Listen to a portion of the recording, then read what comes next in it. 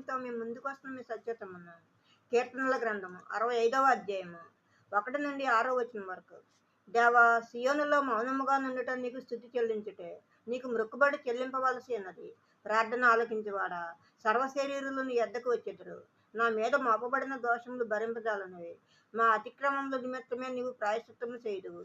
నీ ఆవరణంలో నివసించినట్లు నీవు ఏర్పరచుకొని చేర్చుకున్నవాడు ధన్యుడు. నీ పరిశుద్ధాలయం చేత, నీ మందిరంలోని మేలు చేత మేము తృప్తి పొందుదము. మాకు రక్షణకర్తమైన దేవ, భూదిగంతంలో నివాసులందరికీ, దూర సముద్రం మీద ఉన్న వారికి ఆశ్రయమైన వాడ, నీవు నీతిని బట్టి భీకర క్రియల చేత మాకు ఉత్తరం ఇస్తున్నావు. బలమునే నడికట్టుగా కట్టుకుని వాడై తన శక్తి చేత పర్వతములను స్థిరపరచువాడు ఆయనే. ఆయనే సముద్రముల ఘోషను, వాటి తరంగముల ఘోషను అణుసువాడు. జనముల అల్లరిని చల్లార్చువాడు. ఆమేన్. మరో దేవుని వాక్యంతో రేపు ముందు ఉంటాను. అందరికీ శుభరాత్రి. మన ప్రభువును ప్రియరక్షకుడైన యేసు